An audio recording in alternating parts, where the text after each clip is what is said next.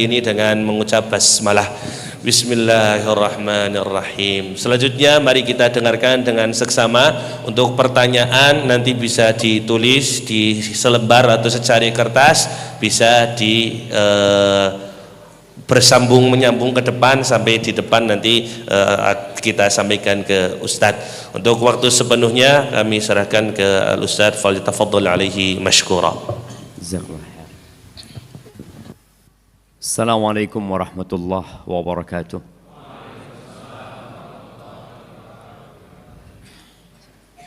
Alhamdulillah alladhi radda ilayna arwahana wa afana fi ajsadina wa adhina lana bidhikri.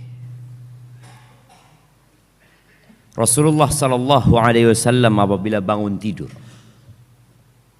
di antara doa yang beliau baca adalah Alhamdulillahilladzi radda ilayya ruhi wa afani fi jasadi wa adhina li bidzikri. Yang artinya segala puji bagi Allah yang telah mengembalikan kepadaku ruhku. Kita tahu orang tidur itu mati sebenarnya. Orang yang tidur itu tidak mengetahui tentang apa yang terjadi. Telinganya tidak berfungsi. Matanya pun tidak. Maka terkadang ada kejadian dan peristiwa yang besar di dekat rumahnya, atau terjadi kebakaran di rumahnya sendiri, dia nggak sadar. Ashabul Kahfi tidur selama 309 tahun. Ketika mereka bangun, apa kata mereka? Labithna yauman au ba'da yaum. Tidur kita mungkin sehari, paling banyak sehari. Nggak berpikir tidur 2 hari mereka. Tidak berpikir mereka telah tidur selama 3 hari atau setahun. Padahal mereka tidur selama 309 tahun. Tapi mereka merasakan hanya sehari atau sebagian hari. Kita kayaknya masuk tadi pagi, ini sudah mau sore ya, kayak gitu mungkin. Makanya antum jangan banyak tidur. Apalagi kajian tidur. Cukup tidur di kamar. Jangan di majelis ilmu pun. Bismillahirrahmanirrahim amutu ahya. Doanya udah, niatnya udah gak bener antum ya. Gak merasakan kehidupan. Makanya Allah Azza wa Jalla ketika menyebutkan tentang penghuni surga, di antara kebiasaan mereka, kanu qalilan minal laili ma yahja'un. Ternyata tidur mereka sedikit di malam hari. Wabil ashari hum yastaghfirun. Dan di waktu sahur mereka nggak tidur juga. Ngapain mereka? Istighfar. Dan kita tahu membaca Al-Quran di malam hari berbeda dengan di siang hari. Salat pun demikian. Makanya Nabi SAW mengatakan afdalus salati ba'dal maktubati salatul lail. Salat yang paling utama setelah salat wajib itu salat malam. Maka hendaklah kita mengurangi tidur. Orang kalau nggak bisa tidur itu penyakit di dunia. Penyakit, karena tubuhnya butuh istirahat. Maka terkadang kalau orang tuh nggak bisa tidur, dia akan kurus ya. Akan sulit untuk fokus. Tapi subhanallah, di surga nggak ada tidur. Tidak ada tidur. Allah jadikan fisik manusia berubah. Di mana tingginya manusia nantinya situna dzira'an fis sama. 60 hasta. 60 hasta itu hampir ya 28 meter kira-kira. 28 meter tingginya antum jamaah. Seperti Nabi Adam waktu diturunkan ke muka bumi ini. Antum percaya kalau di bumi ini ada dinosaurus? Percaya? Mungkin Ustaz. Itu kadal di masanya Nabi Adam. Antum coba lihat ya. Dinosaurus paling besar itu berapa tingginya? Coba lihat. Yang punya HP sekarang coba dilihat. Coba dilihat. Bener loh jamaah. Coba antum baca, kasih tahu ana. Dinosaurus paling tinggi berapa? Hah? Hanya 18 meter. Nabi Adam 28 meter lebih. Jadi semana itu dinosaurus paling besar ketika Nabi Adam jalan. Subhanallah. Sekarang kita melihat ada jerapah. Lebih tinggi dari kita jerapah itu. Jadi orang-orang yang menemukan bahwasanya ada dinosaurus ya mungkin saja. Tapi di masa Nabi Adam dia hanya ya binatang-binatang kecil lah seperti itu jemaah. Dan subhanallah nanti kita seperti itu di surga. Kalau masuk surga. Makanya kita berusaha supaya masuk surga. Alhamdulillah kata Nabi SAW yang mengembalikan kepadaku ruhku. Wa'afani fi jasadi. Ini nikmat yang kadangkala kita lupa. Nikmat sehat. Nah, antum mau nggak hari ini dapat rizki 100 miliar? Janganlah, terlalu sedikit 100 miliar. Oh, sekarang orang korupsi triliunan, masa 100 miliar? 1 triliun.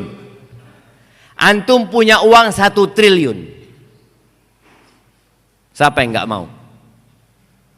Tapi setelah antum dapat 1 triliun, stroke.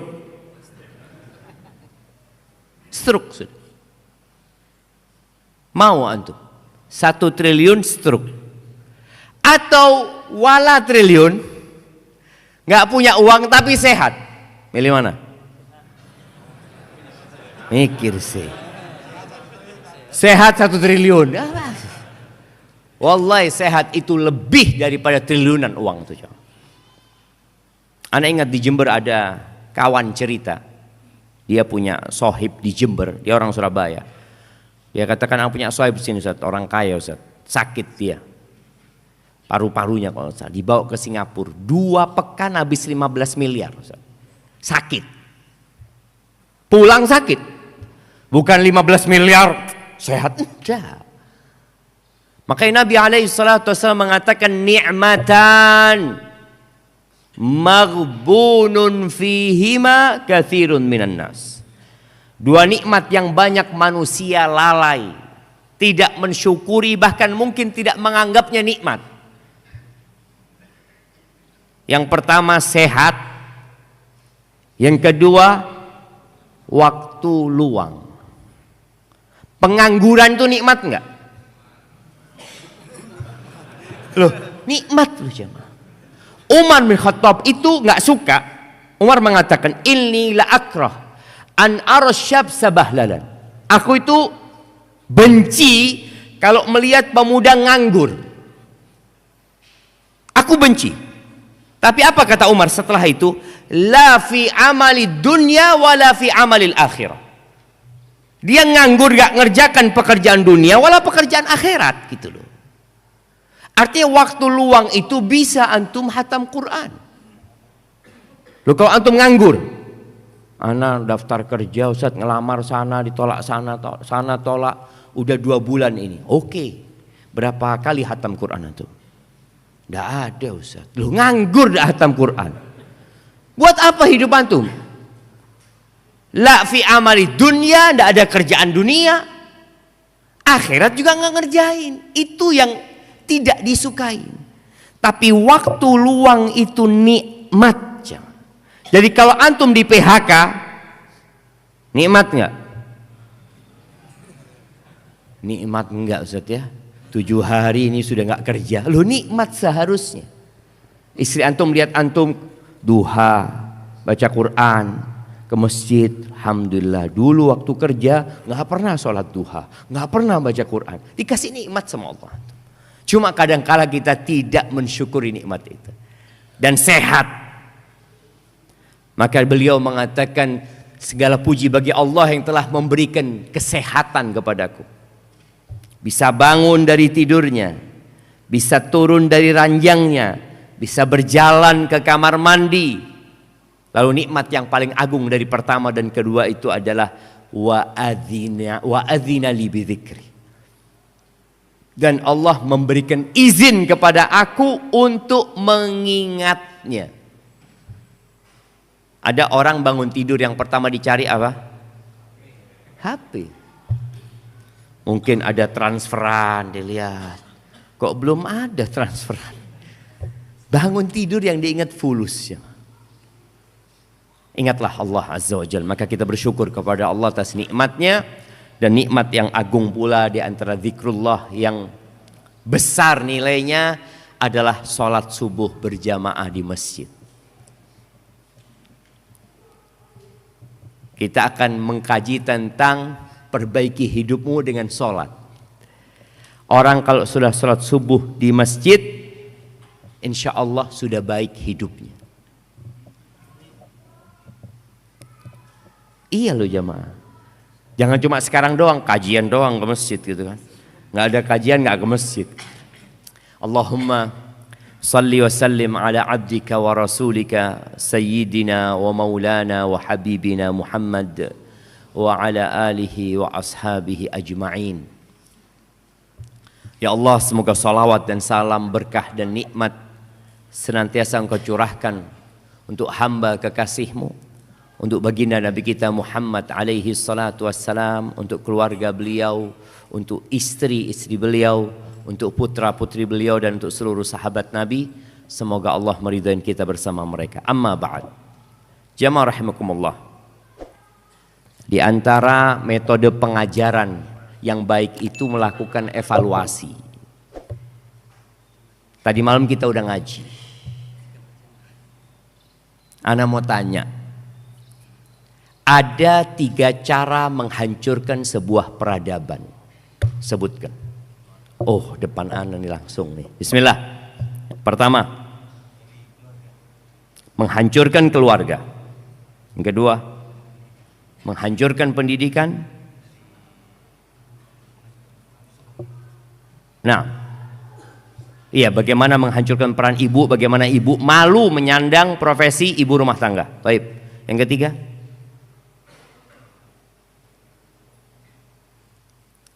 nggak apa-apa mana kasih ya. Kalau nggak dievaluasi nggak tahu kalau ustadznya ternyata salah paham tadi malam gitu kan. Iya, yang pertama itu menghancurkan keluarga, ya, dengan menghancurkan peran ibu.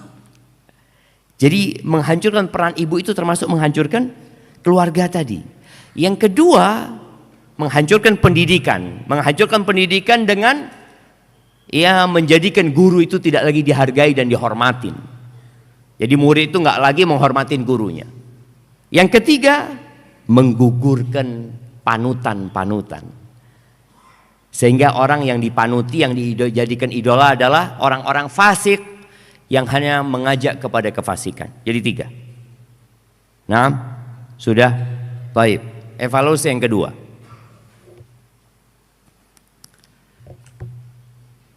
Ada beberapa perkara kemarin yang kita sebutkan dalam rangka menghadirkan surga di rumah kita. Ada 2 poin penting. Siapa yang mau menyebutkan?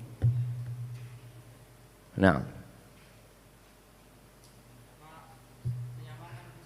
menyamakan visi dan misi. Ahsan. Yang kedua,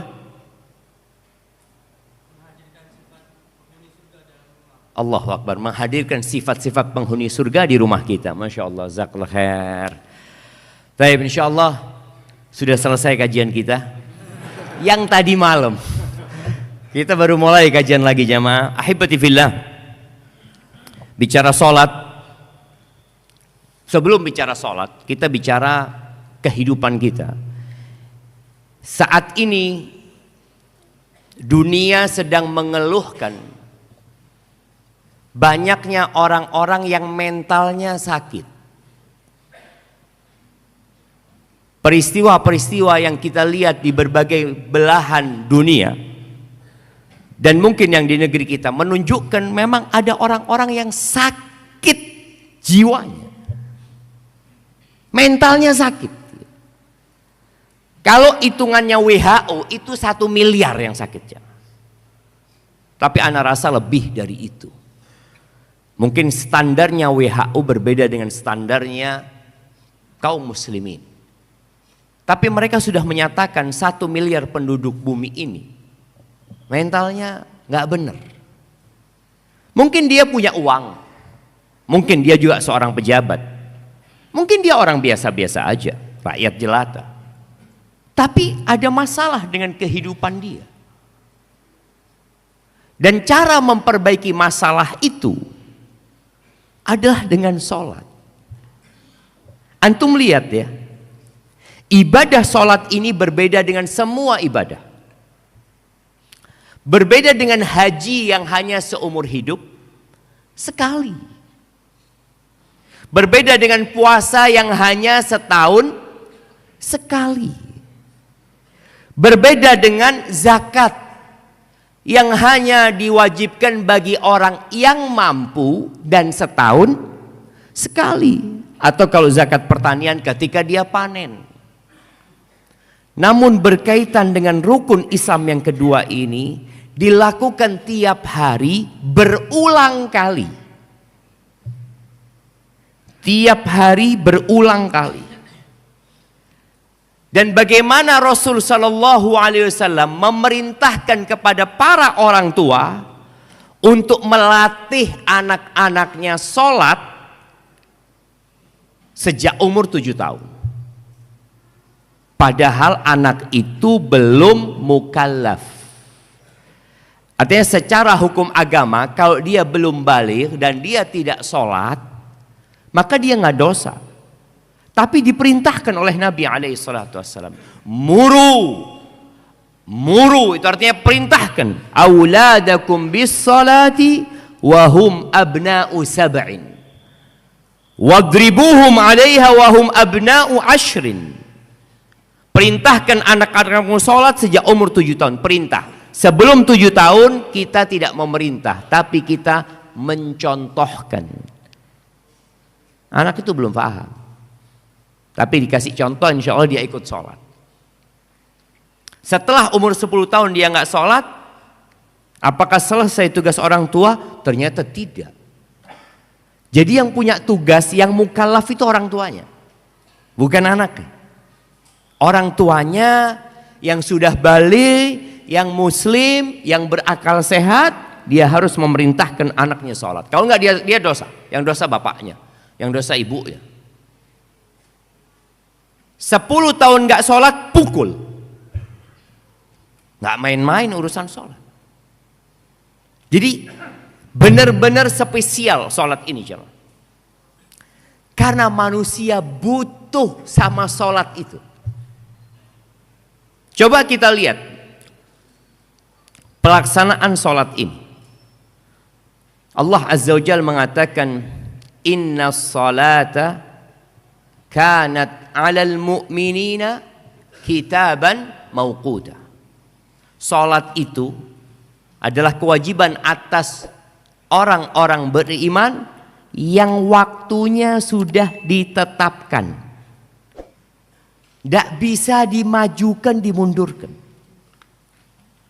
Contoh, saya Ustaz banyak dosanya Ustaz. Insya Allah mulai hari ini supaya saya lebih diampuni dosanya sama Allah, saya akan sholat duhur jam 11 pokoknya Ustaz. Pokoknya jam 11 saya mau sholat duhur. Boleh enggak? Enggak boleh. Asar insya Allah jam 2-an lah. Maghrib daripada nunggu matahari tenggelam Ustaz, asan pulang kerja nah sholat Ustaz. Nah, dulu anak kalau sampai rumah nggak sholat, lebih baik anak jam 4 sholat maghrib sudah. Nggak bisa, tidak bisa. Dan kalau antum lihat, awal diwajibkan sholat ini 50 waktu, bukan 50 rakaat.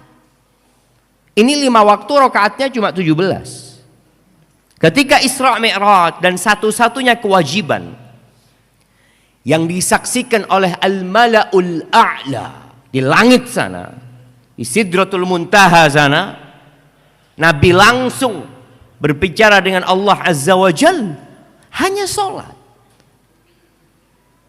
50 waktu, bayangin ya. Dan Nabi alaihi salatu wasallam turun dengan 50 waktu, berjumpa dengan Nabi Musa. Kata Nabi Musa alaihi salam, nggak bakal mampu umatmu, aku sudah ngopeni Bani Israel. Minta keringanan kepada Allah Azza wa Jalla. Naiklah Nabi Muhammad alaihissalam, turun jadi 45, sampai turun jadi 5. Ketika dikasih 5 waktu, kata Nabi Musa alaihissalam, gak bakal mampu umatmu tadi. Minta keringanan lagi. Kata Nabi alaihissalam, laqad raja'tu rabbi hatta istahyaitu. Sallallahu wasallam alaika ya Rasulullah. Aku sudah terus minta sama Allah sampai aku malu sama Allah tadi. Sudah nggak apa-apa kata dia. Dan Allah mengatakan huwa khamsun, 5 waktu, wa huwa khamsun. Au hiya khamsun wa hiya khamsun. Dia 50 waktu, tapi hitungannya di sisi Allah tetap 50 waktu pahalanya. Dan Allah atur waktunya sedemikian rupa. Ketika bangun tidur memulai kehidupan, dan ditutup ketika kehidupan ditutup. Kalau antum lihat, kehidupan itu sebenarnya dimulai dengan terbitnya fajar. Ketika fajar terbit, kegelapan malam mulai tersingkap. Burung-burung mulai berkicau, berterbangan untuk mencari makan. Itu awal kehidupan. Manusia bangun. Kemana dia bangun? Sebagian mereka berangkat ke pasar. Maka antum lihat, pasar itu raminya kapan? Subuh. Rami jemaah. Cuma sayangnya mereka nggak sholat. Ustadz suudzon, iya. Makanya anak ingin bagaimana dakwah ini sampai pasar. Nanti panitia Banjarnegara, kalau anak datang lagi ke sini, tolong kajiannya di mana? Di pasar. Soalnya orang kalau sudah datang ke masjid kayak gini, insya Allah orang baik-baik semua. Jadi anak ngisi pengajian ke orang baik itu hanya mau. Tapi ada orang-orang yang nggak pernah datang pengajian jemaah. Di pasar yang ada dalam benak dia fulus. Azan berkumandang dia abaikan. Bahkan dia datang ke pasar di sepertiga malam akhir. Di waktu yang paling indah. Dalam 24 jam waktu yang paling mahal sepertiga malam akhir, dia berangkat tuh ke pasar. Sholat enggak, zikir enggak, istighfar enggak, doa masuk pasar juga enggak baca. Maka berarti masjid-masjid di pasar ini harus lebih bagus lagi. Dengan harapan mereka sholat jamaah. Ada yang sholat ada, tapi mungkin nggak semuanya. Tuh subuh awal kehidupan sholat. Lalu mulai orang sibuk dengan kegiatannya. Yang ibu-ibu mungkin masak, mempersiapkan buat anak-anaknya sekolah. Yang bapak-bapak persiapan untuk bekerja, lalu mereka meninggalkan rumah. Dan ada yang stay di rumah. Setelah mereka cukup bekerja, anggap ya jam 7, jam 8, jam 9, jam 10, jam 11, kira-kira jam 12-an engkau harus off. Cukup kerja fisikmu. Ruhmu membutuhkan asupan vitamin. Dengan cara apa? Sholat.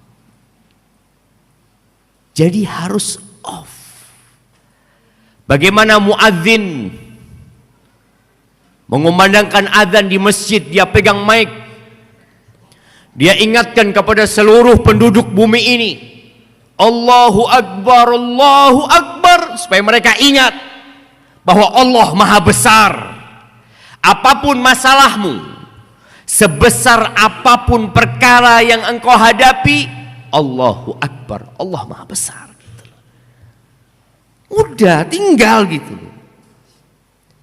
Maka sebagian dari kalangan salafus soleh ada yang kerjanya sebagai tukang emas. Dia bikin emas ya, bikin perhiasan emas.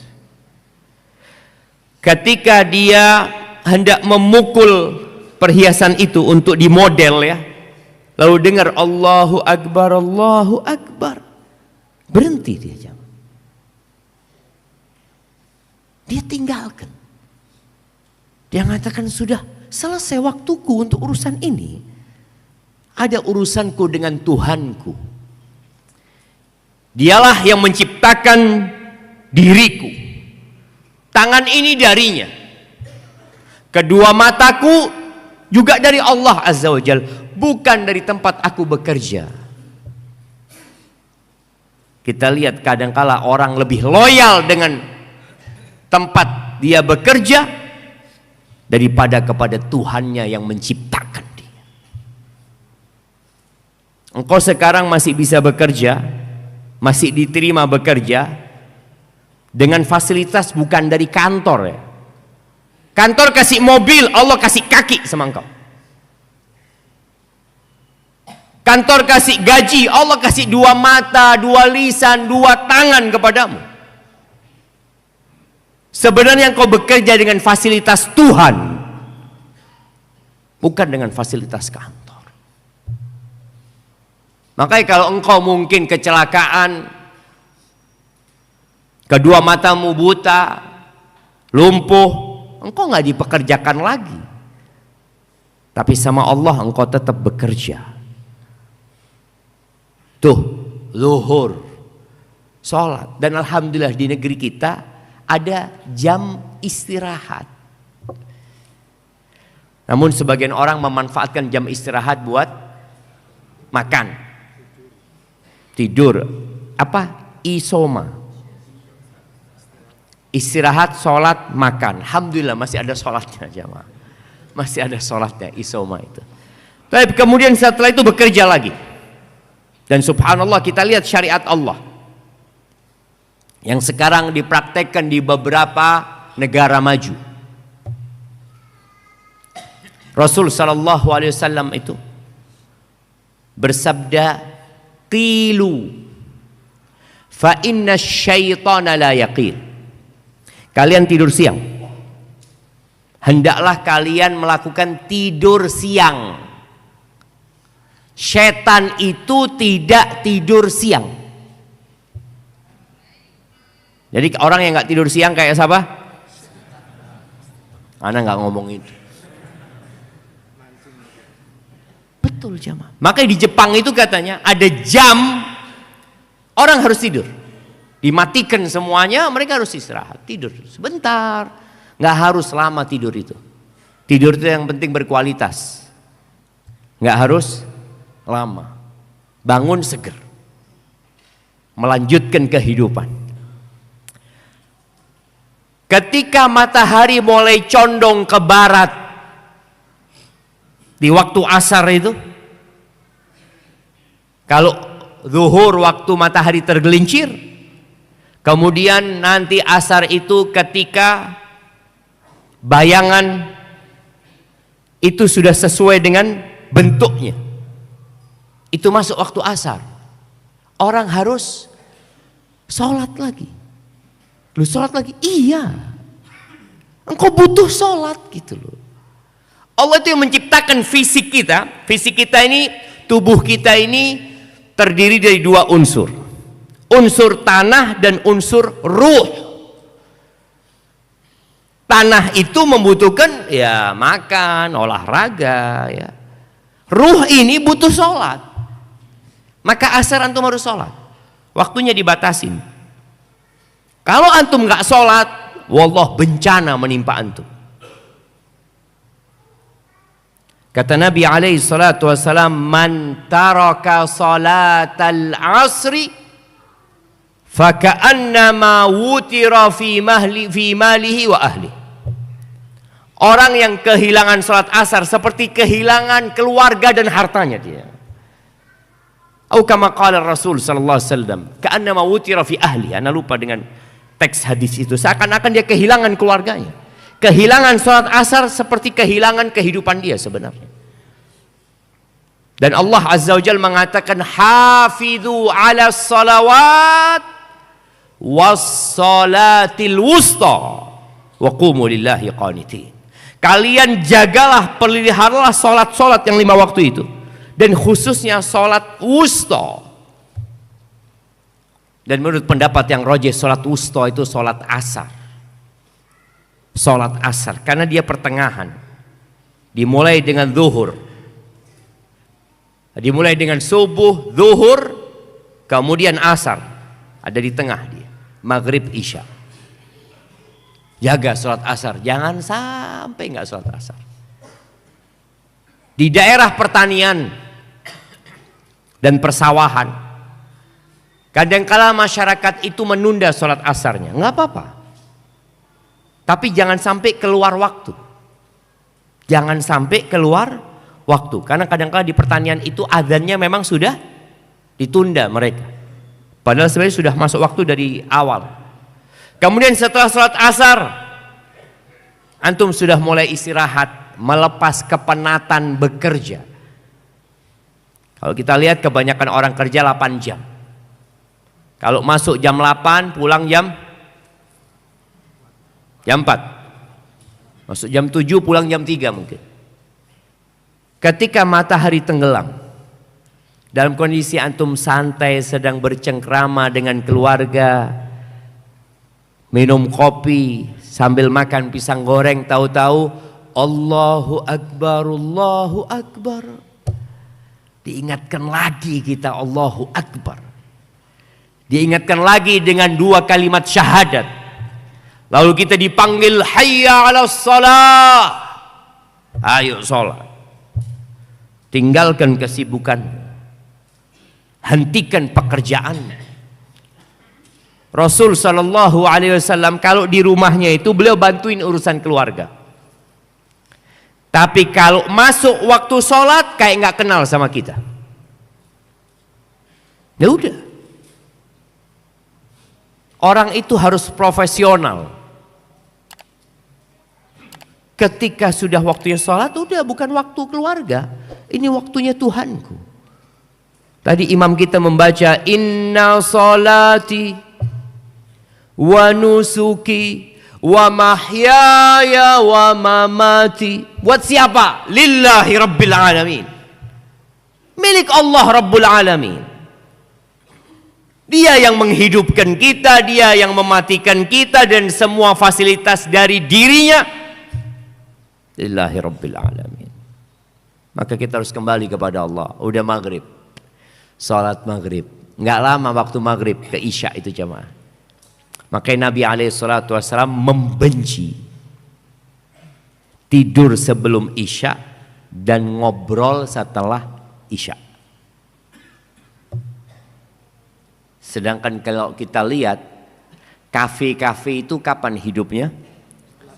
Setelah isya. Orang itu main gaple biasanya main gaple atau apa ba'dal isya, nonton ba'dal isya.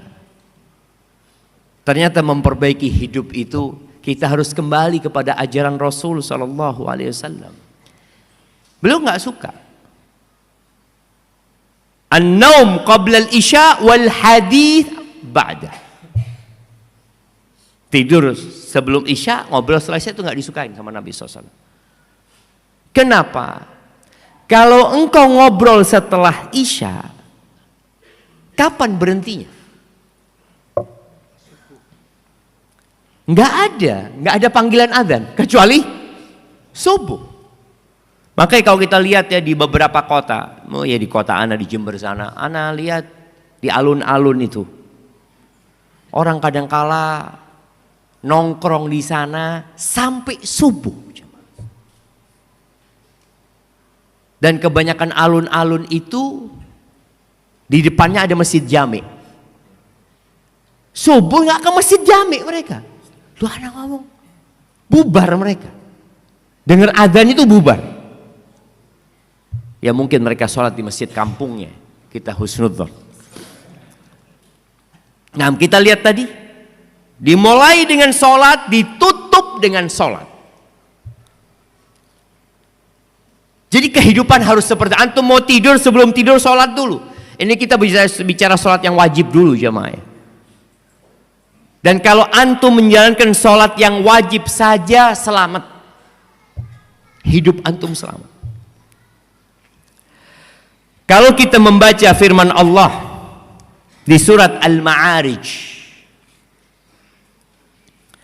Allah Azza wa Jalla menyebutkan di ayat 19 dan selanjutnya Allah mengatakan innal insana khuliqa halu'a. Sesungguhnya manusia itu diciptakan penuh keluh kesah. Idza massahu syarru jazua. Kalau dia disentuh dengan keburukan, maka dia marah. Kalau dapat takdir buruk, marah. Kenapa? Seharusnya nggak seperti ini. Andai kata aku melakukan ini. Kita lihat, nggak bersabar dia. Dengan musibah yang ada, manusia itu tipikalnya, jadi karakter manusia ini memang seperti itu. Jadi kalau bicara kemanusiaan selalu buruk. Allah Azza wa Jalla mengatakan innahu kana zaluman jahula. Manusia itu makhluk yang sangat zalim dan sangat bodoh. Tanpa bimbingan syariat, dia akan lebih buruk daripada binatang. Tanpa bimbingan syariat. Allah Azza wa Jalla mengatakan wa in ta'uddu ni'matallahi la tuhsuha innal insana la zalumun kafar. Kalau kalian hendak menghitung nikmat Allah, kalian nggak akan bakal bisa. Sesungguhnya manusia itu sangat zalim dan sangat kafir. Makanya Allah turunkan kitabnya. Allah utus Rasulnya untuk mengangkat manusia ini. Sehingga dia menjadi manusia yang sebenarnya. Yang sesuai untuk menempati surga Allah Azza wa Jalla. Tuh manusia kalau ditimpa musibah, ditimpa hal yang tidak menyenangkan, jazuan. Al-jaza itu tingkatan yang diharamkan dalam menghadapi musibah. Marah-marah, model marahnya boleh jadi dia bunuh diri. Tidak menerima takdir Allah Azza wa Jalla. Boleh jadi dia merobek-robek bajunya, menampar-nampar pipinya, atau menulis status yang menunjukkan dia tidak bersabar, melakukan tindakan yang secara syariat dan akal sehat Gak seharusnya dilakukan. Makanya sabar itu artinya menahan diri. Ini kita mulai belajar dari sholat ini, bagaimana menghadapi kehidupan yang banyak hal tidak sesuai dengan harapan kita. Maka sabar. Maka Allah Azza wa Jalla mengatakan wasta'inu bisabri wassalah. Dalam menghadapi kehidupan ini kalian butuh pertolongan. Terus minta tolongnya sama siapa? Sama sabar. Di mana sabar jemaah? Ana ingat cerita teman di Surabaya. Dia ngomong, Surabaya Ustaz, ana ngelihat di satu rumah sakit ada bapak ibu ini bikin tempat di rumah sakit itu dari kardus Ustaz, karena anaknya harus dirawat, anak satu-satunya harus dirawat dan mereka nggak punya uang. Tidurnya di sana, di pojokan sana. Bapaknya bekerja, nanti ibunya nungguin anaknya di sana. Kata dia ngomong, ini Ustaz, kalau sabarnya sudah habis Ustaz, kulaan lagi Ustaz. Betul. Kita perlu kulaan sabar. Di mana jamaah toko grosir yang menyediakan sabar? Di mana jemaah? Ada banyak tempat agar kita lebih bersabar. Salah satunya ziarah kubur. Ingat mati. Kemudian melihat kepada yang di bawah, melihat yang musibahnya lebih besar, sehingga antum ternyata musibahku nggak sebesar dia. Wassalah, dan minta tolong dengan sholat. Nih, jadi manusia itu makhluk yang suka berkeluh kesah. Kau dapat musibah yang buruk, oh aduh dia ngomong sana, ngomong sini ya. Lalu kata Allah, wa idza massahul khairu manu'a. Tapi kalau dikasih kenikmatan, dikasih harta, dikasih kebaikan, dia jadi orang yang pelit, bakhil jamaah, manu'a, dia pegang tuh harta. Kalaupun dia mengeluarkan hartanya tidak banyak. Manu'a. Lalu Allah Azza wa Jalla menyebutkan, ada orang-orang yang selamat dari karakter buruk tadi. Illal musallin. Kecuali orang-orang yang sholat. Jadi sholat ini ternyata memang memperbaiki hidup kita. Karakter antum akan berubah. Asalkan sholatnya benar. Dan terus-terusan sholat. Alladzina hum ala sholatihim daimun.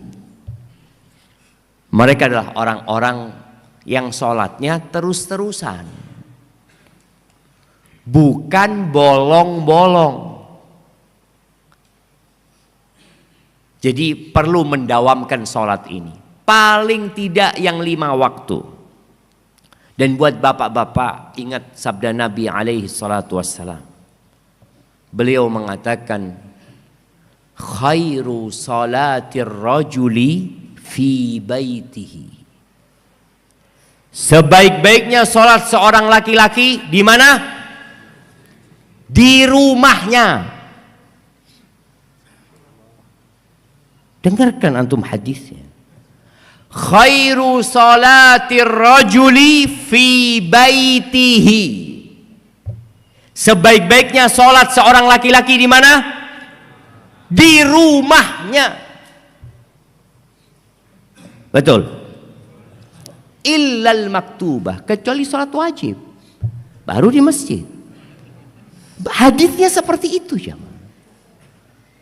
Jadi yang 5 waktu ini di masjid. Tapi tadi ada orang-orang yang ya seharusnya berlomba-lomba dalam kebaikan. Ya, tambah dengan sholat sunnah ya.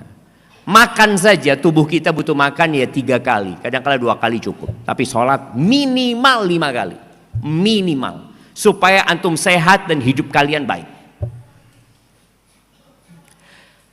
Alladzina hum ala salatihim daimun. Lalu Allah sebutkan amalan-amalan lainnya. Walladzina fi amwalihim haqqum ma'lum lis-sa'ili wal mahrum. Ini bicara harta. Jadi sholatnya udah benar, kemudian jangan lupa hak orang-orang lain di harta kita. Lalu ada sifat-sifat lain. Terakhir, Allah menyebutkan di akhir kriteria orang yang selamat dari penyakit mental tadi. Allah mengatakan di ayat 34, walladzina hum ala salatihim yuhafizun. Awalnya daimun, akhirnya yuhafizun. Dimulai dengan salat, ditutup dengan salat. Mereka adalah orang-orang yang menjaga salat. Jadi bukan asal-asalan sholatnya. Kenapa kita perlu belajar lagi tentang sholat? Jadi fikih sholat butuh belajar lagi.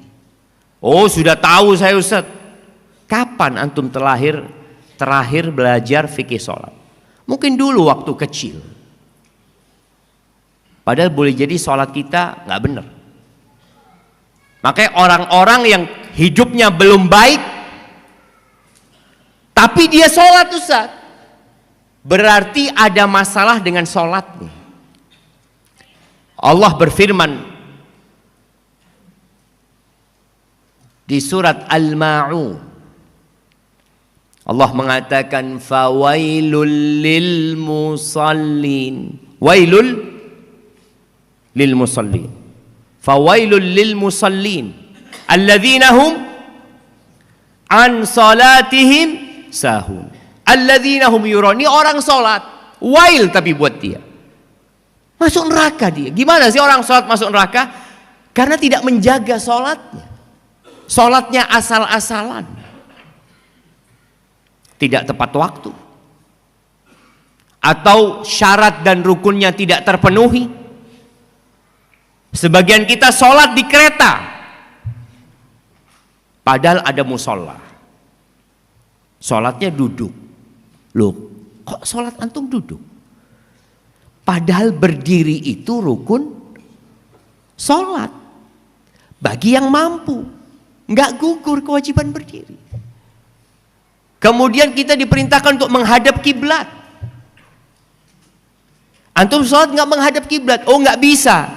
Kok nggak bisa? Ada musolanya. Ya capek lah ke sana Ustaz. Udah duduk nggak menghadap kiblat, tayamum lagi. Loh, kan boleh tayamum Ustaz? Iya boleh. Kalau nggak ada air. Lu itu kereta tiap stasiun isi air. Antum mau mandi di mana?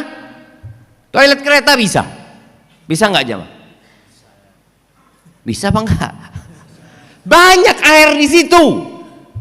Terus antum tidak berwudu, tidak berdiri, tidak menghadap kiblat. Lo coba diperhatikan. Lo anak dulu belajar nggak apa-apa, coba dilihat lagi, pelajarin lagi, dalemin lagi. Apakah memang boleh kita tayamum padahal ada air? Seperti jemaah haji. Jemaah haji ketika tawaf batal. Apa kata dia? Tayamum.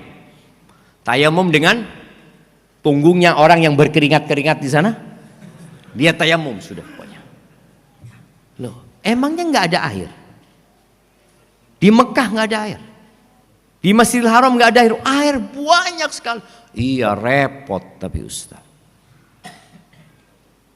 Maka tadi perlu antum lihat. Innar rajula, kata Nabi alaihi salatu wasallam dalam hadis yang diriwayatkan Tabrani, innar rajula la yusalli salata sittina sana walam tuqbal lahu salah. Ada orang yang sholat selama 60 tahun dia sholat, nggak diterima sholatnya satu pun.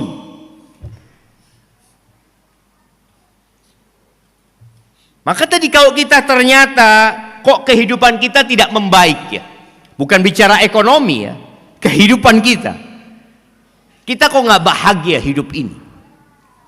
Kita kok selalu berkeluh kesah. Kaya tapi sulit umpamanya untuk tidur di malam hari karena memikirkan dunia. Sholat Ustaz. Tapi boleh jadi tadi ada syarat dan ketentuan sholat yang kurang. Ini orang sholat selama 60 tahun, satu pun sholatnya nggak ada yang diterima. Kenapa? Karena asal-asalan. Yutimmu ruku'ahu wa la yutimmu sujudahu. Yutimmu sujudahu wa la yutimmu ruku'ahu. Sujudnya sempurna, rukuknya nggak sempurna. Rukuknya sempurna, sujudnya nggak sempurna. Yang penting saya sholat. Allah Azza wa Jalla mengatakan, Inna sholata tanha anil fahsya wal munkar. Sholat itu mencegah dari perbuatan keji dan mungkar. Kalau ternyata kita sholat tapi maksiat terus jalan, apa yang harus dilakukan? Berhenti sholat. Karena ada orang yang mengatakan, apa gunanya antum sholat, maksiat jalan terus, nggak usah sholat udah. Loh, 2 kali dosanya dia. Dosa nggak sholat, dosa maksiat. Maka biarkan dia sholat, tapi bagaimana diajak memperbaiki sholatnya. Antum punya kawan sholat tapi ya Allah Ustaz judol terus Ustaz. Mungkin di tempat kerja. Iya. Judi ini seharusnya ya ini judi termasuk yang mencegah dari sholat. Khamr dan judi itu termasuk yang mencegah dari perbuatan sholat. Jadi orang sulit untuk melaksanakan ibadah karena dosa-dosa itu. Maka bagaimana orang yang sholat tapi ternyata maksiat masih jalan, tolong diperbaiki sholat. Usahakan antum memahami apa yang dibaca. Paling enggak Al-Fatihah. Kapan terakhir antum membaca tafsir surat Al-Fatihah? Coba antum lihat. Ana sudah ngaji Al-Fatihah Ustaz. Kapan? Ya 15 tahun yang lalu. 15 tahun yang lalu. Lupa udah gitu coba. Makanya pengajiannya para ustadz itu nggak ada yang baru. Hati-hati antum kalau dapat ustadz bawa ilmu baru. Oh, bid'ah ini. Anda, kajiannya ustadz itu hanya ngulangin kitabnya Al-Quranul Azim, hadisnya sunnah Rasul SAW. Ya udah cuma itu. Kajian itu berulang karena manusia itu pelupa. Maka Allah katakan fadzakir, fadzakir, wadzakir. Ingatkan orang-orang itu jamaah. Ahibati billah, Umar bin Khattab radhiyallahu taala anhum. Dia pernah nulis surat jemaah.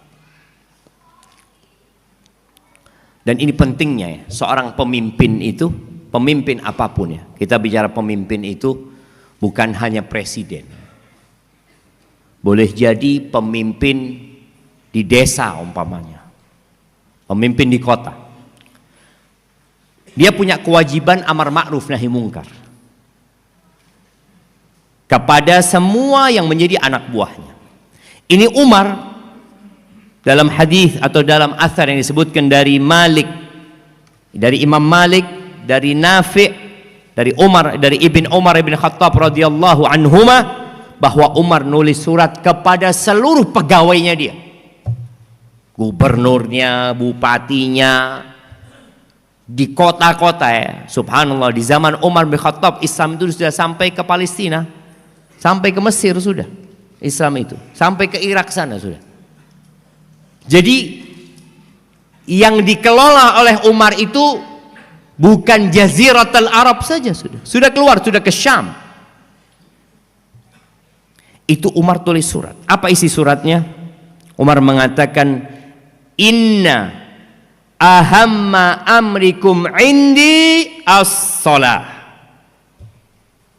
Umar mengatakan, sesungguhnya yang paling penting dari urusan kalian di sisiku, semua urusan kalian penting.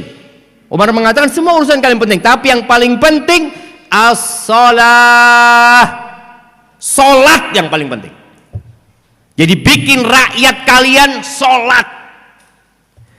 Bikin semua pegawai-pegawai kalian salat, faman hafidhaha wa hafadha 'alaiha hafidha dinah. Barang siapa yang menjaga salatnya, kemudian dia tekun memelihara salatnya. Jadi bukan sekedar salat, tapi dia memelihara salatnya. Dia telah memelihara agamanya. Wa man dhayyaha, tapi kalau dia sudah mengabaikan salat, fahuwa lima siwaha adya, maka untuk kerjaan lainnya parah dia, untuk ibadah lainnya parah. Loh Ustaz, nih orang Masya Allah orang baik Ustaz di kampung ana Ustaz, rajin sodako, berbagi kepada masyarakat Ustaz, nolong orang lain, cuma dia nggak sholat, bukan orang baik dia. Boleh jadi sodakohnya ria, hanya cari popularitas. Lalu kewajiban dia kepada Tuhannya dia tidak lakukan. Ada masalah dengan diri orang ini. Ingat jemaah, sholat ini syiarnya umat Islam. Tanda orang itu muslim dilihat dari mana? Ya sholatnya. Maka Nabi SAW menyebutkan perbedaan antara Islam dengan kekufuran itu as-shalah. Orang yang tidak sholat itu diperselisihkan keislamannya. Para ulama beda pendapat, apakah dia masih muslim atau dia sudah kafir. Dalam madhab Hambali atau qaul fil madhabil Hambali, orang itu sudah kafir. Kalau dia nggak sholat kemudian mati, nggak usah disolatin. Orang hidup nggak sholat, mati minta disolatin, malah dibawa ke masjid sama orang-orang. Lu ini hidup nggak pernah ke masjid, antum mati antum paksa dia bawa ke masjid. Dan dalam madhab itu dikatakan dikuburkan jangan sama orang Islam, bikinkan jurang, taruh dia di sana. Dalam madhab Syafi'i tetap dianggap muslim selama dia meyakini sholat itu kewajiban, tetap dia dianggap muslim. Tapi dia dibunuh kalau tetap nggak sholat. Tapi dibunuhnya bukan murtad. Kalau dalam mazhab Hambali dibunuh karena murtad, dia enggak, saya nggak mau sholat, saya nggak mau sholat, ya sudah dibunuh. Dia minta tobat, nggak mau dibunuh. Dalam mazhab Syafi'i ditangkap orang ini yang nggak sholat, kemudian diminta bertobat untuk sholat. Kalau tidak mau, yuqtalu ta'ziran, dibunuh ta'zir sebagai hukuman agar membuat orang lain jera tetap sholat. Sampai seperti itu jam. Dan Nabi SAW mengatakan awwalu ma yuhasabu bihil abdu yaumal qiyamah as-salah. Yang pertama dihisab pada hari kiamat adalah sholat. Dan Nabi kita Muhammad SAW, bagaimana cara beliau mengenali kita nantinya? Dari mana jemaah? Dari bekas wuduknya. Kalau orang ini nggak pernah sholat, bagaimana dia akan ketahuan dia umatnya Nabi Muhammad SAW? Nggak kelihatan. Dan sholat ini disebutkan ditharul mu'minin, selimutnya orang-orang beriman. Syiar keluar kelihatan. Dithar melindungi dia, menjaga dan menyelamatkan dirinya, menghangatkan rohani mereka. Dan sholat ini tiangnya agama jemaah. Kemudian tidak ada bagian buat orang yang meninggalkan sholat dalam agama ini. Maka ahibati fillah, di mana-mana kita kadang-kala melihat di proyek-proyek ya tulisannya utamakan keselamatan. Tapi di proyek lain Anda pernah melihat utamakan sholat dan keselamatan. Karena sebenarnya sholat itu jalan keselamatan. Islam mengajari orang disiplin dengan sholat. Ada orang yang disiplin ketika kerja, nggak pernah telat orang ini Ustaz, Masya Allah Ustaz, selalu tepat waktu, bahkan menjadi pegawai teladan. Tapi kalau sholatnya telat-telat, dia nggak teladan di mata Allah Azza wa Jalla. Barakallahu fiik. Itu mungkin dapat Anda sampaikan pada kesempatan kali ini. Banyak sekali jamaah ayat-ayat dalam Al-Quran berkaitan dengan sholat ini. Antum bisa baca dalam Al-Quranul Azim. Antum baca di surat Thaha ayat 13-14, di surat Al-Hijr 97-99 ya. Nabi SAW kalau punya masalah beliau larikan ke sholat. Jadi antum kalau punya masalah, sudah berhenti aktivitas, ambil sejadah, sholat, ambil wudhu, sholat. Kemudian di surat Maryam ayat 55, di surat Hud ayat 114, ini cerita tentang bagaimana sholat diperintahkan dan kita harus menjaganya, dan keluarga kita bagaimana menjaga sholat kita.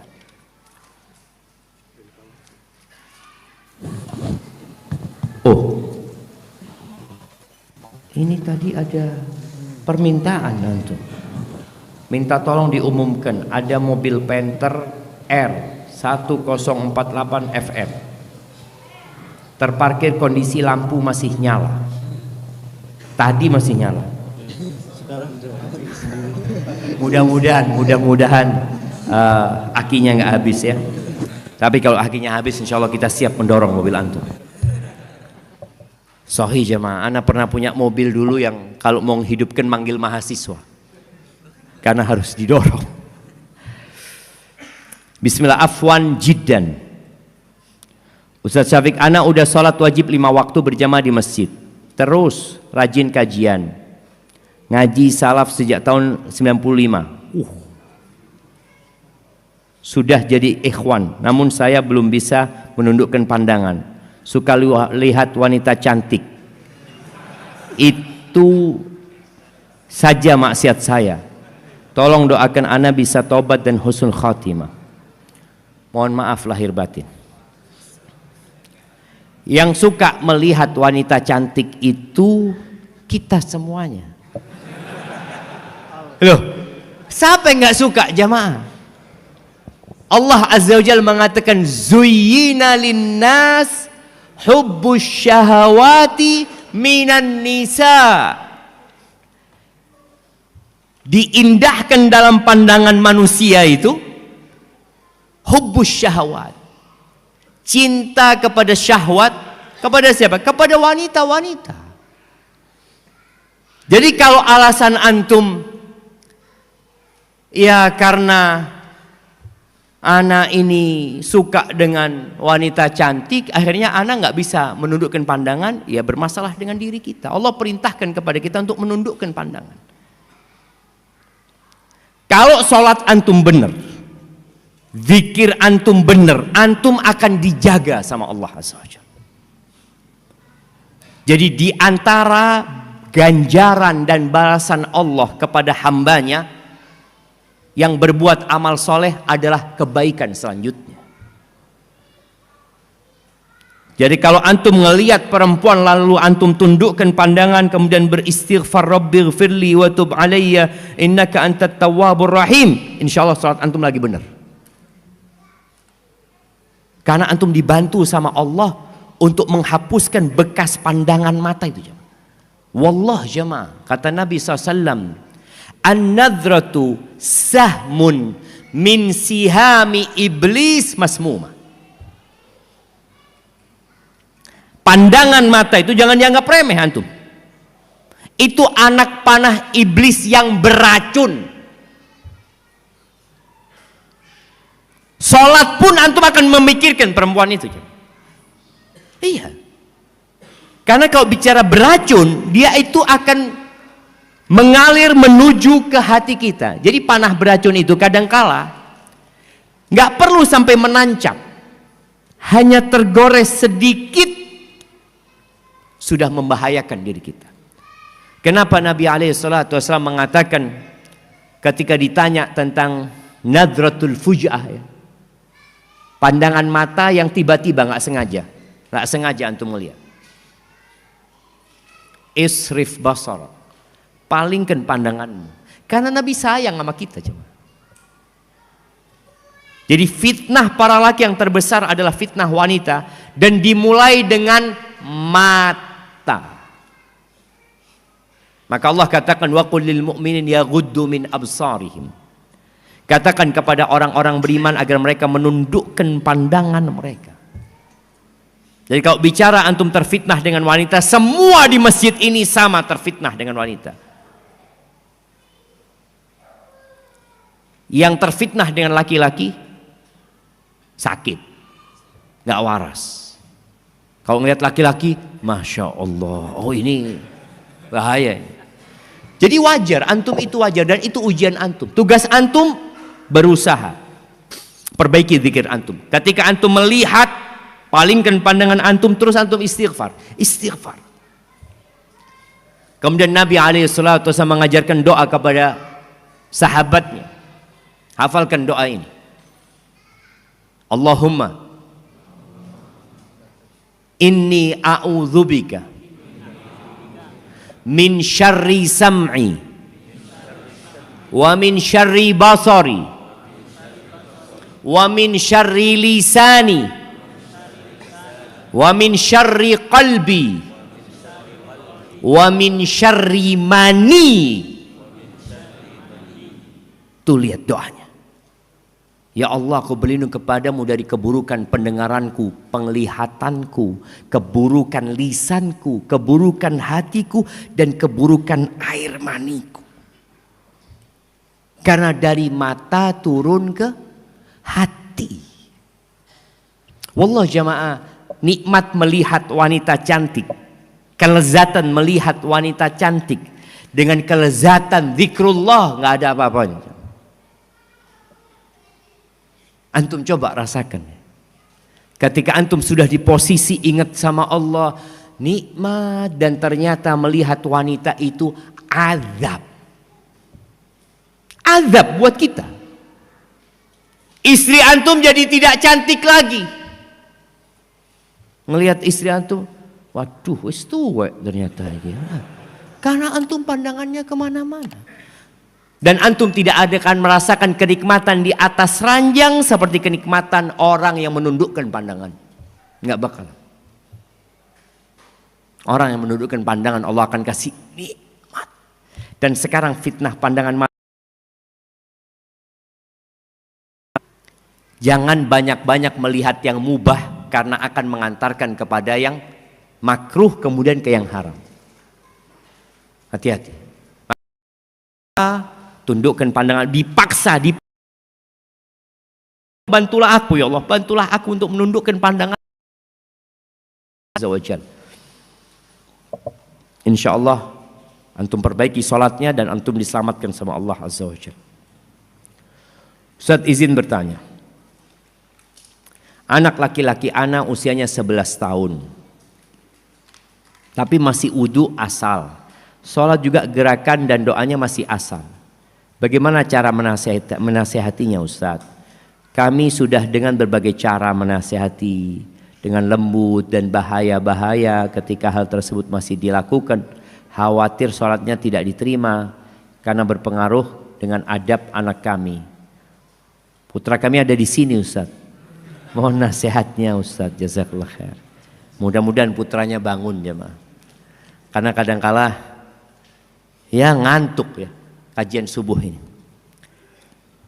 Iya. Bicara bagaimana orang tua mengajarin anaknya sholat ini memang butuh perjuangan ya. Allah Azza wa Jalla berfirman di surat Thaha ayat 132 yang tadi Anda minta antum baca. Allah mengatakan wa'mur ahlaka bis salati wastabir 'alaiha. La nas'aluka rizqa nahnu narzuquk wal aqibatu littaqwa. Kata Allah Azza wa Jalla, suruh keluargamu salat dan wastabir. Wastabir ini dari asal kata sabar, wasbir. Tapi ada tambahannya, wastabir. Tambahan huruf itu menunjukkan tambahan kerjaan. Jadi bukan sabar biasa, butuh ekstra sabar. Ana sebagai ibu anak, Syafiq, sholat, ya mah, masuk kamar. Jadi sarung itu ada di atas sejadah. Anak ambil itu sarung cuma diginikan. Terus ana berangkat. Sudah, oh sholat. Mana buktinya? Oh itu sarungnya sudah nggak rapi lagi. Sampai suatu hari ibu Ana memperhatikan Ana dari lubang kunci. Ketahuan. Akhirnya ya dimarahin, kasih tahu. Ya harus sabar, atau ibu Ana sabar menghadapi Ana. Kita pun harus sabar menghadapi anak-anak. Dan bagaimana Ana sekarang membangunkan anak Ana sholat subuh dan sholat asar. Bangunkan ya. Ayo bangun. Dia udah bangun, berangkat ke toilet. Ana tunggu. Nunggu di kamar karena dia bakal ngambil bajunya di kamar. Gak ke kamar-kamarnya mah. Tidur lagi dia di kursi. Allahu Akbar. Masuk kamar mandi, duduk dia di toilet. Kita ketuk baru dia bangun. Baru dia ambil wudhu. Dan kita selalu ngomong, wudhunya yang benar. Sempurnakan wudhunya. Setelah wudhu kita cek. Seperti itu, butuh kesabaran. Jadi anak-anak itu butuh pembiasaan. Kalau dia belum sadar. Kesadaran dari orang tuanya melakukan pembiasaan. Maka kenapa dari umur 7 tahun? Karena bagaimana dia biasa. Sholatnya sudah benar. Bagaimana biasa wudhunya sudah benar. Ini udah lewat nih, udah 11 tahun umpamanya. Maka harus banyak lagi kita duduk sama anak kita, membiasakan mereka, dan doa. Nabi Ibrahim aja berdoa, mengatakan, iya, siapa yang hafal doanya Nabi Ibrahim? Nah, belum, pertanyaannya belum selesai. Doanya Nabi Ibrahim sebelum punya anak, dan doanya Nabi Ibrahim setelah punya anak. Nah, sebelum punya anak doanya, Rabbi habli minas salihin. Setelah punya anak, Rabbi ja'alni muqimas salah wa min dzurriyyati. Rabbana wa taqabbal du'a. Ya Allah, jadikan aku orang yang mendirikan salat dan anak keturunanku. Jadi setiap doa Nabi Ibrahim menyisipkan anak. Ada doa sebelum itu. Wajnubni wa baniya an na'budal asnam. Ya Allah, hindarkan aku dan anak keturunanku dari menyembah berhala-berhala.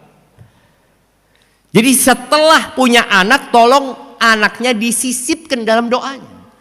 Setiap doa minta ini, ya Allah, anak-anakku juga, ya Allah. Minta ini, anak-anakku juga, ya Allah. Minta ini, anak-anakku juga. Seperti itu. Semoga dengan itu anak-anak kita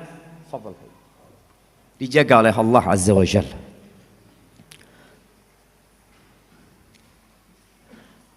Nah, jadikan sabar dan sholat sebagai penolongmu. Mohon dijelaskan arti sabar itu apa? Karena yang kami fahami bahwa sabar itu seolah-olah pasrah. Atau kalau orang Jawa nyebutnya nerimo atau pasif. Nah, siapa yang mau menjelaskan arti sabar? Sabar. Apakah sabar itu nerimo? Nah, sabar itu ridha atas ketetapan Allah. Enggak, ridha itu sudah di atasnya sabar. Jadi ada 4 tingkatan menghadapi musibah, jemaah. Yang pertama jaza, yang tadi disebut innal insana idza massahu syarru jazua. Jaza itu artinya enggak nerima, artinya dia marah-marah, ngomong enggak enak, melakukan tindakan yang di atasnya sabar. Di atas sabar ada lagi namanya ridha, di atasnya ridha ada lagi namanya syukur.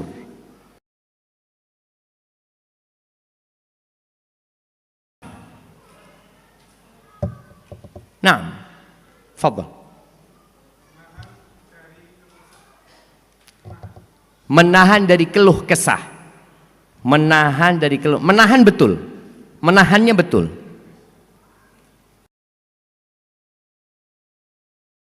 Pola. Kita kasih hadiahnya.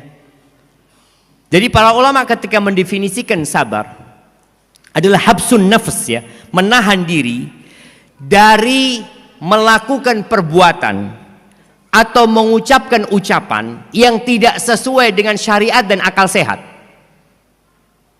Syariat dan akal sehat. Artinya kayak orang umpamanya nyobek-nyobek bajunya ketika dia dapat musibah, apa manfaatnya gitu loh. Secara akal sehat nggak ada gunanya gitu loh. Atau dia teriak-teriak anaknya meninggal dunia, dia teriak-teriak, "Nah, kok ditinggal ibu, nah, nah." Loh, apakah berguna anaknya bisa hidup lagi? Ibu, ya ibu, nggak ada, nggak bisa. Jadi sabar itu menahan diri dari melakukan perbuatan yang tidak diridhoi Allah dan tidak sesuai dengan akal sehat, dan mengucapkan ucapan tadi. Jadi dia belum nerimo sebenarnya jamaah, masih nahan, berat, itu sabar.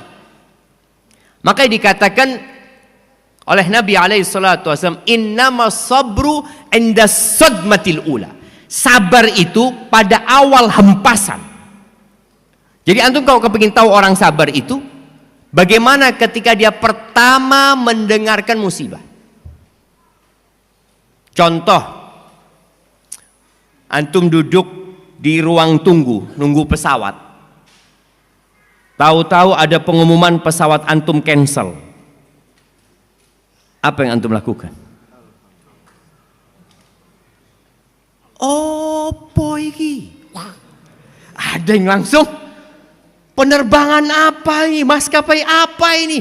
Ada orang yang pertama dengar itu, inna lillahi wa inna ilaihi raji'un. Ini sabar. Makanya Allah katakan wabasyiris sabirin. Berikan kabar gembira kepada orang-orang yang sabar. Alladzina idza asabathum musibah. Mereka adalah orang-orang yang kalau terkena musibah, qalu inna lillahi wa inna ilaihi raji'un. Itu satu pesawat semuanya terdampak, bukan cuma antum doang. Semuanya terdampak. Ada musibah yang menimpa pribadi. Tapi bagaimana sabar menghadapi ini? Mungkin berkaitan dengan suami. Suami zalim, Ustaz. Apa ana harus sabar? Ya kalau engkau bisa bersabar jemaah. Terus terang ana, ya Ustadz itu nggak boleh berhenti nuntut ilmu. Ustadz itu harus terus belajar. Dan media belajar sekarang banyak ya. Kajian-kajian masyayikh itu sudah bisa didengarkan walaupun mereka sudah meninggal dunia. Berbeda dengan zaman dulu. Imam Syafi'i meninggal dunia, ya sudah, murid-muridnya nggak akan pernah mendengar suaranya Imam Syafi'i. Tapi sekarang dengan adanya video ya, direkam, antum bisa belajar tafsir dari masyayikh ya. Ana mendengarkan seorang syekh ya, yang ditanya, ini berkaitan sabar menghadapi suami. Kalau ana ditanya, dia mengatakan, "Syekh, ana seorang istri punya anak. Suami ana pemabuk, Syekh. Nggak sholat apa sudah, namanya pemabuk nih. Tadi malam Syekh, ini live di TV dia bertanya. Tadi malam dia datang tengah malam ketika aku sedang baca Quran, Syekh. Dia ambil Quranku, dia robek, dia buang Quran itu, Syekh. Apa yang harus aku lakukan, Syekh?" Kira-kira kalau antum ditanya ada suami kayak gitu, apa yang antum katakan? Langsung ke pengadilan agama, gua cerai sudah. Apa baiknya orang kayak gitu? Syekh ini bertanya, engkau punya anak berapa? 5 Syekh, kata dia. Terus engkau kalau berpisah sama suamimu, bagaimana kondisimu nantinya? Ya, anak dari desa, anak nggak punya siapa-siapa. Yang jelas anak-anak akan dibawa sama suami. Seperti itu. Lalu Syekh mengatakan, nah, Syekh ini umurnya 90 tahun jamaah, yang sudah makan asam garam. Syekh itu mengatakan, "Nak, sabar kau nak ya, sabar nak."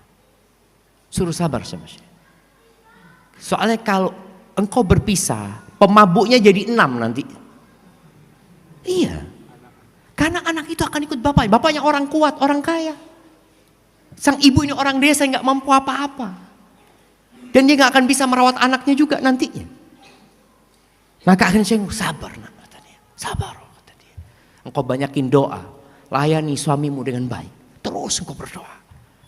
Subhanallah jamaah. Setahun kemudian perempuan ini telepon lagi sama Syekh itu di TV. Syekh, kata dia, engkau ingat sama aku Syekh, kata dia. Enggak, kata Syekh, enggak ingat lah, kata dia. Udah lama, udah setahun, kata dia. Dzakirni, ingatkan aku dengan engkau, kata dia. Syekh, ana yang sempat sampaikan kepadamu, ana punya suami pemabuk yang merobek Al-Quran ini itu. Iya, ana ingat, kata Syekh itu. Gimana sekarang suamimu? Alhamdulillah Syekh, suami ana sekarang yang buka masjid waktu subuh. Yang buka pintu masjid waktu subuh. Maka tadi kadangkala kita ini meremehkan doa, jamaah. Sabar itu pasrah, enggak, ada usaha. Dan kesabaran itu memang pahit, jamaah. Nabi SAW mengatakan,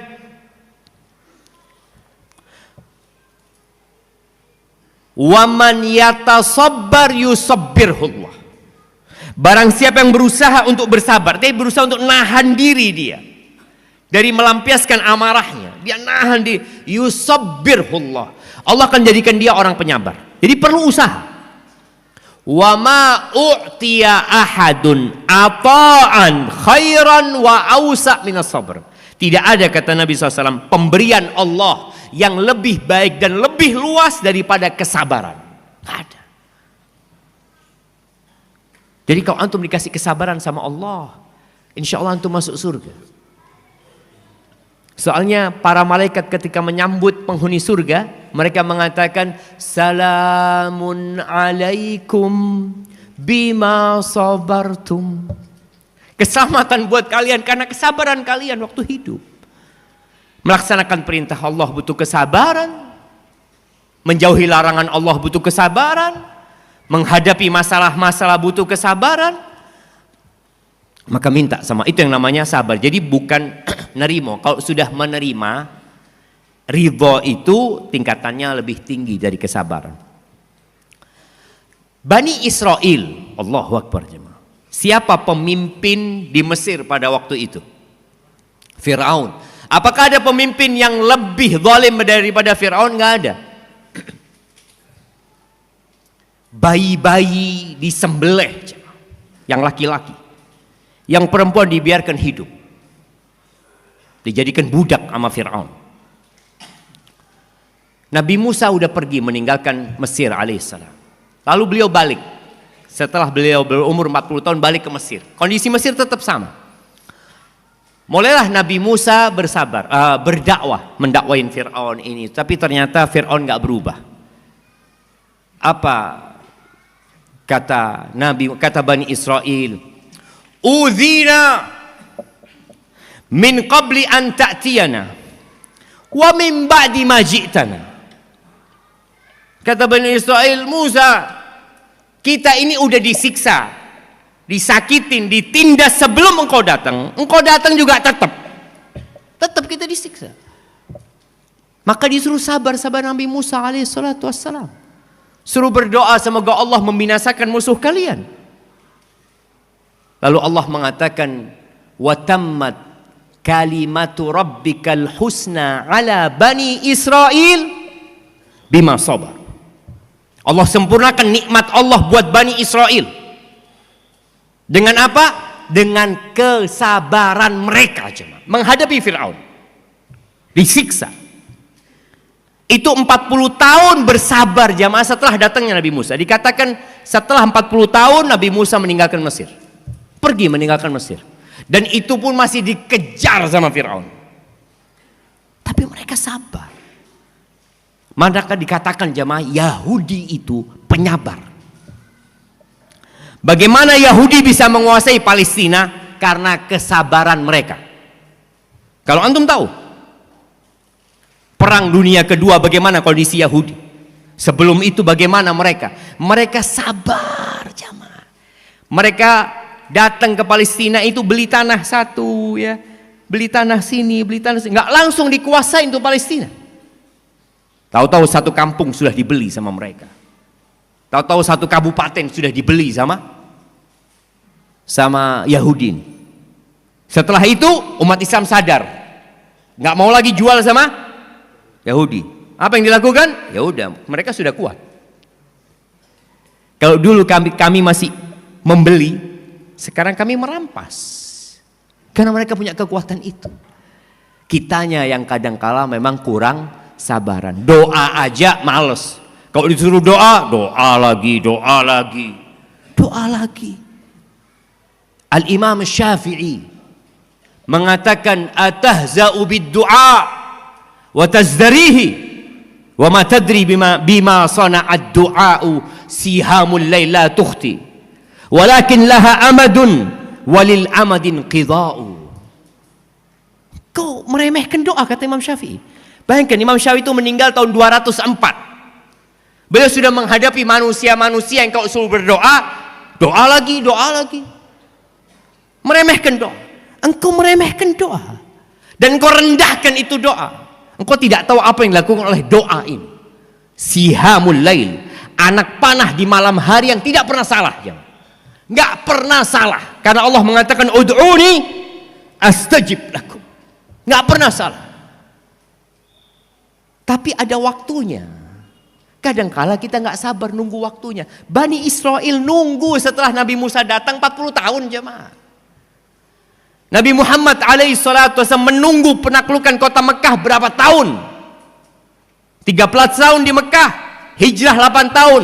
Setelah 21 tahun Mekah baru bisa kembali ke sana. Kita nggak sabar kadangkala. Doa aja enggak. Maka nggak pernah kita akan mendapatkan karunia Allah Azza wa Jalla kalau kita nggak sabar.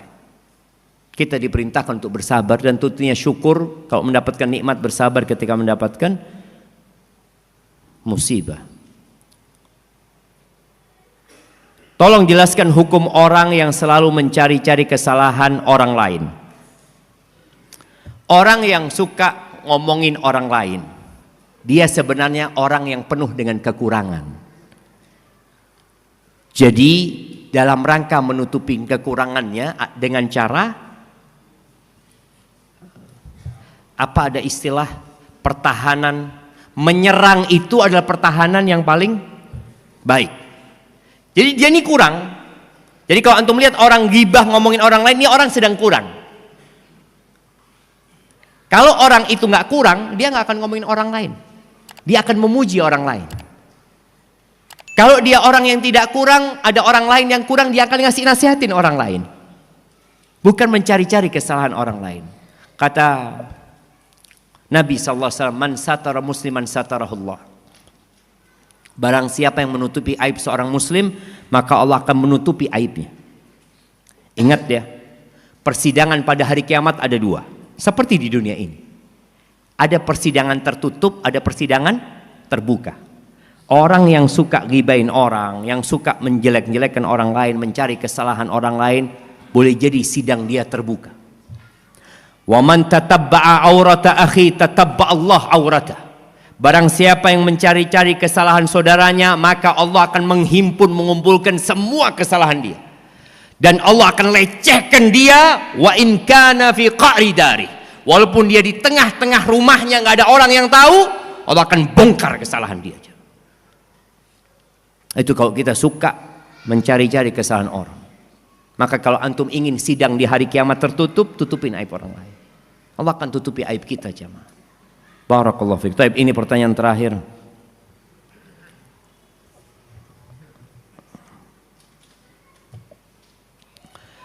Saya bekerja di perusahaan ribawi. Hutang saya masih banyak. Dan gaji saya selalu habis buat ngangsur.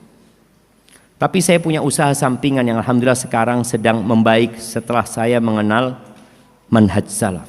Saya pingin sekali hijrah dari pekerjaan saya, tapi hutang belum lunas. Mohon pendapatnya dari Ustaz. Barakallahu fikum. Jamaah rahimakumullah. Bersyukurlah atas nikmat hidayah. Wallah hidayah itu mahal jamaah. Dan kalau bicara riba, ekonomi yang dibangun di atas riba itu dimulai dengan Yahudi memang.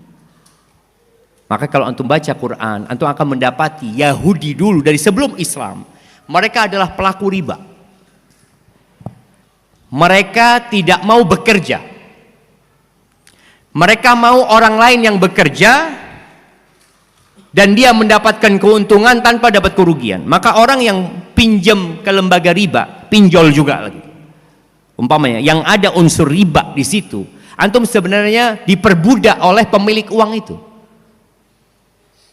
Dia nggak mau rugi, antum suruh kerja terus melunasi bunganya saja. Dan ketika antum rajin melunasi dan baik, antum dipinjemin lagi. Iya, ditawarin lagi. Ini baik ini orangnya, masya Allah. Budak yang loyal. Dikasih duit lagi.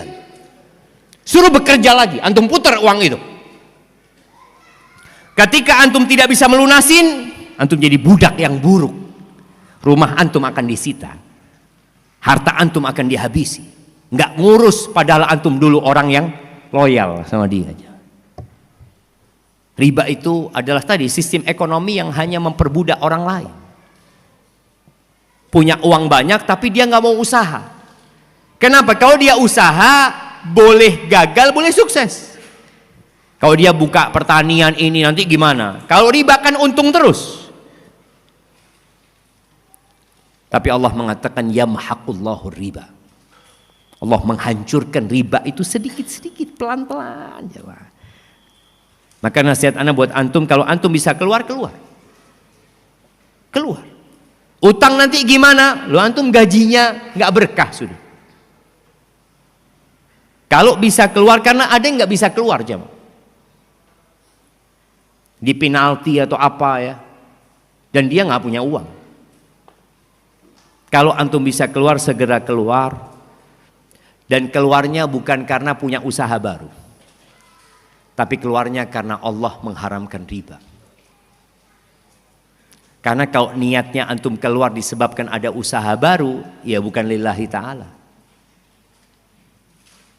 Tapi ketika seorang keluar kemudian dia kehilangan segalanya, seperti para sahabat Nabi radhiyallahu taala anhum, ketika mereka hijrah meninggalkan kota Mekah ke kota Madinah, mereka tidur di masjid jemaah. Rumah nggak punya, pekerjaan nggak ada, nol. Ya dibantu sama orang-orang Ansor. Ada kurma, mereka makan kurma. Kadangkala Abu Hurairah itu sampai tahun ke-7 itu, Abu Hurairah cerita, kadangkala dia seperti pingsan jemaah. Sampai diinjak kepalanya sama orang yang dikira kerasukan jin. Padahal dia ngomong, aku nggak ada masalah kecuali lapar aja aku. Nggak ada makanan. Dan seorang yang hijrah akan diuji sama Allah Azza wa Jalla. Untuk membuktikan benarkah hijrahmu karena Allah atau karena urusan dunia. Karena ada orang yang hijrah, hidupnya susah, balik lagi dia. Berarti dia hijrahnya karena urusan dunia. Barakallahu fiik, itu yang dapat Anda sampaikan pada kesempatan kali ini. Jamaah rahimakumullah. Doakan negeri kita, doakan pemimpin-pemimpin kita. Fudail bin Iyad mengatakan, kalau aku punya satu doa mustajab, maka aku akan berikan kepada pemimpin kita. Karena kalau pemimpin itu baik, insya Allah yang lainnya akan baik. Maka kita berdoa memohon kepada Allah Azza wa Jalla dengan nama-namanya yang indah, dengan sifat-sifatnya yang mulia. Allahumma lakal hamdu kulluh ولك الشكر كله وإليك يرجع الأمر كله اللهم اقسم لنا من خشيتك ما تحول به بيننا وبين معاصيك ومن طاعتك ما تبلغنا به جنتك ومن اليقين ما تهون به علينا مصائب الدنيا ومتئنا بأسماعنا وأبصارنا وقوتنا ما أحييتنا واجعله الوارث منا واجعل ثأرنا على من ظلمنا وانصرنا على من عادانا ولا تجعل مصيبتنا في ديننا ولا تجعل الدنيا أكبر همنا ولا مبلغ علمنا ولا تسلط علينا من لا يرحمنا اللهم اجعل هذا البلد آمنا مطمئنا اللهم اجعل هذا البلد آمنا مطمئنا اللهم أصلح ولي أمرنا وولاة أمور المسلمين اللهم أصلح شباب المسلمين اللهم وفقهم إلى طاعتك يا رب العالمين اللهم انصر إخواننا المستضعفين في كل مكان اللهم انصر إخواننا المستضعفين في غزة وفي فلسطين ربنا ظلمنا أنفسنا wa illam taghfir lana wa tarhamna lanakunanna minal khasirin. Rabbana